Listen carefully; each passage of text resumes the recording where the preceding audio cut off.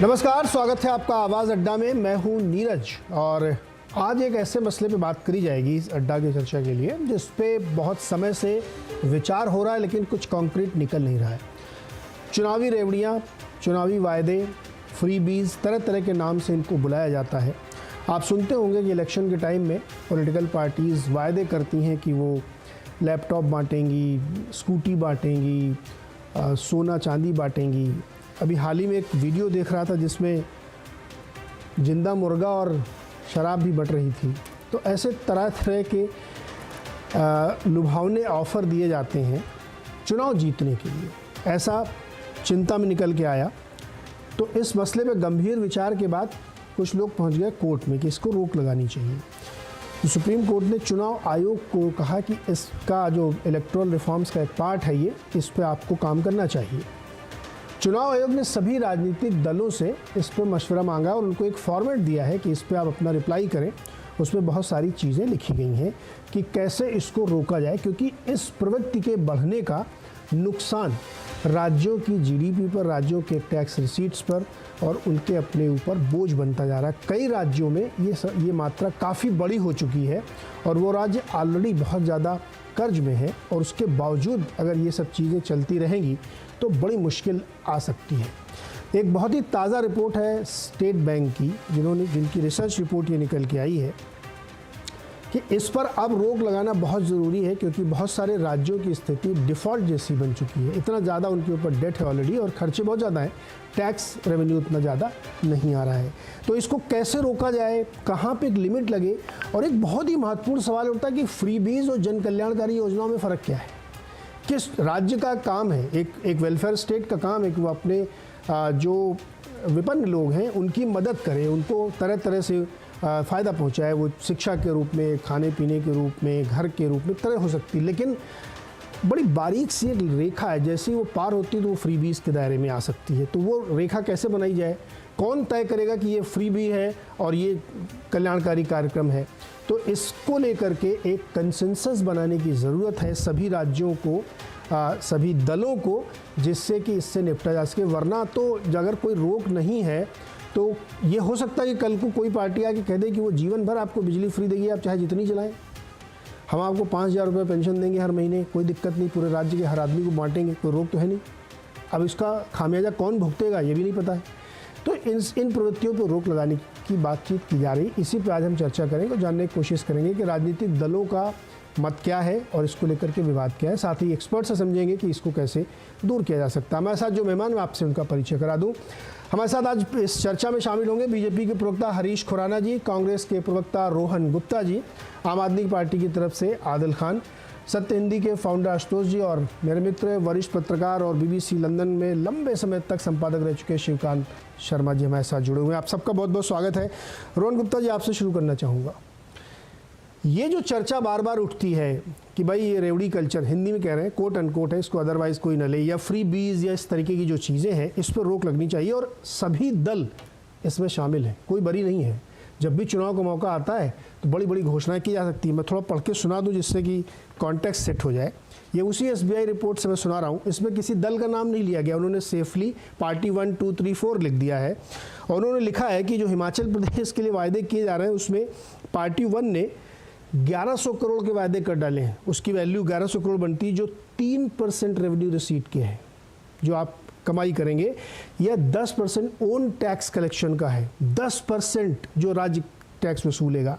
Party 2 ने किया है, उसका कम है, 210 करोड़ का है, 0.6% या 2% ओन टैक्स कलेक्शन का है। पार्टी 3 ने 320 करोड़ के कुल वायदे कर रखे हैं और इसमें बहुत सारी वो चीज़ें हैं जो स्क्रीन पे आप देख रहे हैं।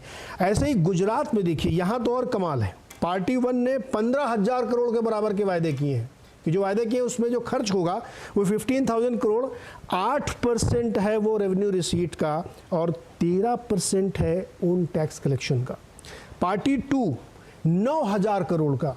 अब आप अंदाज़ा लगाइएगा इसको पढ़ के कि गैस सिलेंडर फ्री में, बिजली फ्री में, 10 लाख का मेडिकल इंश्योरेंस फ्री में, मुख्यमंत्री गौ माता पोषण योजना में 500 crore, 213 crore maintenance of cows and farmers, इस तरह की योजनाएं की गई हैं। पार्टी 3 जो गुजरात में वायदा कर रही है उसका बजट बन रहा है 12,000 करोड़ का, जो कि 6.5% रेवेन्यू रिसीट का और 10.5% टैक्स कलेक्शन का बन रहा है जो राज्य वसूलते हैं। इस तरीके की वैल्यू के वायदे किए जा रहे हैं। रोहन जी, क्या आप लोगों ने क्या जवाब दिया चुनाव आयोग को जो उन्होंने कहा है कि भाई आप लोग बताएं? देखिए, जवाब तो पहले मोदी सरकार को, देश को देना चाहिए कि 8 साल पहले जिन रेवड़ी के वादे करके सत्ता में आए थे, उन रेवड़ी का उन्होंने नामकरण जुमला कर दिया बाद में। देखिए, ये एक विडंबना नीरज जी हमको समझनी पड़ेगी भाजपा सरकार की कि जब वो करते हैं तब वो जनता का अधिकार है, और जब दूसरी पार्टी करे तो उसको रेवड़ी का नाम देते हैं। तो चुनाव आयोग ने मांगा है सर। नीरज जी, मेरी बात को मैं कंप्लीट पूरा जवाब आपको दे दूं, फिर आपको पूरा आंसर मिले। देखिए, मुझे लगता है कि हमको समझना पड़ेगा कि भारत जैसे देश में कि जहां पे 20 करोड़ से ज्यादा लोग गरीबी की रेखा के नीचे जीते हैं, उनके मूलभूत अधिकारों को देना क्या रेवड़ी है? क्या उनको खाना देना, क्या उनको स्वास्थ्य देना, क्या उनको घर देना, क्या ये रेवड़ी है? मोदी जी ने कहा था कि 2022 में हर भारतीय को घर मिलेगा, हर घर में जल होगा, नल होगा। ये हमने नहीं कहा था। ये मूलभूत अधिकार की जो बात है, जनता का अधिकार है।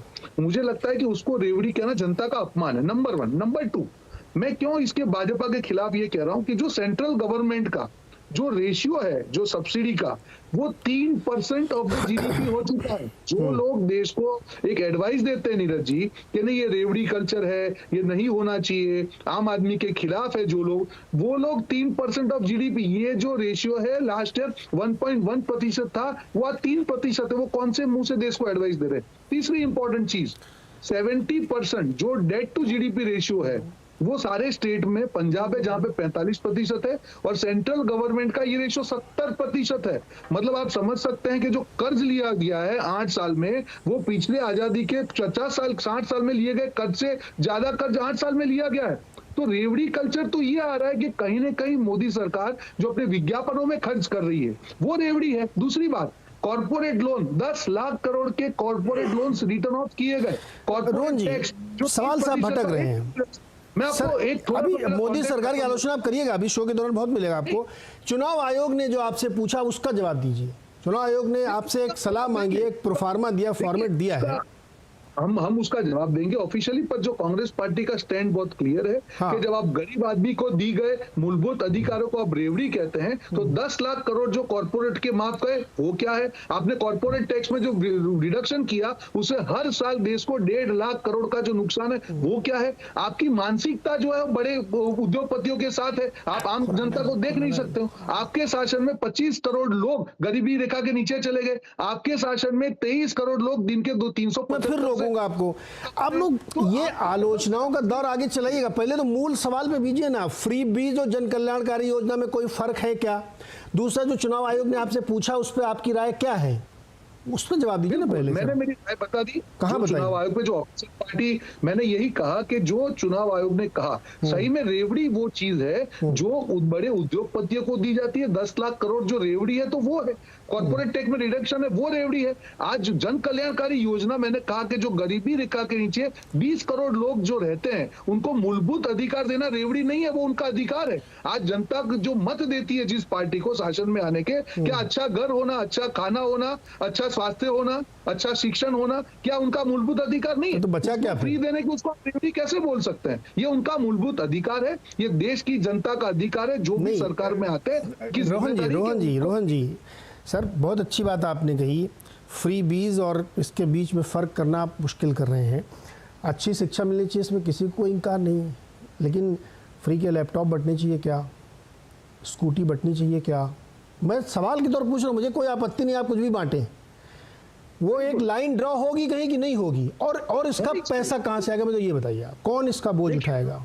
नीरज जी, आपकी बात बिल्कुल सही है। जब पॉलिटिकल कंसेंसस की बात आती है, जैसे मैंने कहा कि गरीबों के लिए जो करना, उनके अधिकारों को देना, मुझे नहीं लगता है कि वो फ्री भी है, वो उनका नैतिक अधिकार है।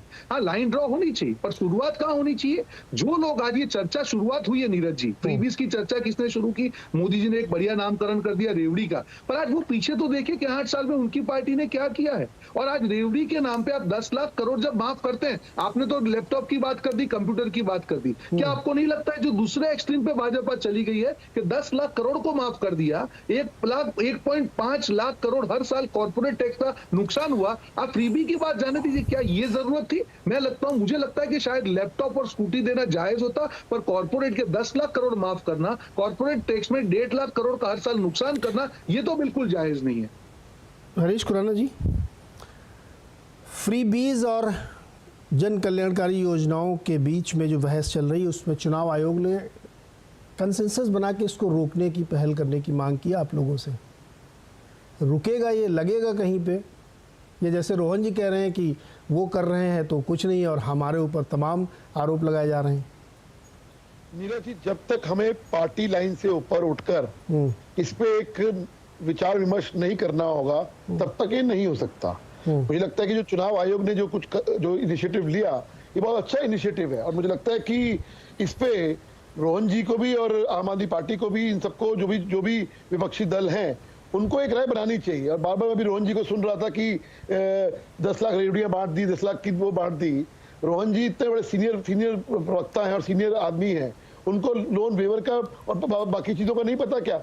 मैं उसमें नहीं जाना चाहता, लेकिन सवाल ये है कि जो मूलभूत सुविधाएं जिनको चाहिए, गरीब लोगों को चाहिए, उनको मिलनी चाहिए। लेकिन अगर जैसे फॉर एग्जांपल, मैं छोटा एग्जांपल देता हूं पंजाब का।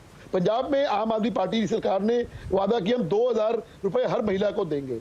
अब जिस महिला की खुद की इनकम अगर 1-2 लाख रुपए महीना है, उसको अगर आप 2000 रुपए देते हैं तो वो रेवड़ी के उस श्रेणी में आएगा। आप अगर तमिलनाडु के अंदर एलईडी स्क्रीन लोगों को देंगे तो वो रेवड़ी के उसमें आएगा। किसी ने मना नहीं किया फ्री शिक्षा के लिए, किसी ने मना नहीं किया फ्री स्वास्थ्य के लिए, और ये दशकों से चली आ रही है, कोई आज पहली बार नहीं हो रहा है। कांग्रेस के शासन में भी फ्री दिया जाता था, भारतीय जनता पार्टी के शासन में भी फ्री शिक्षा और फ्री स्वास्थ्य दिया जाता था। इसमें कोई दो मत नहीं है कि जिसको जो होना चाहिए, जो इसका वो रखता है वो होना चाहिए, लेकिन हमें डिफरेंशिएट करना पड़ेगा रेवड़ी कैसे? और जो कैसे करेंगे? सबसे इसका सबसे बड़ा एग्जांपल है कि आपको एक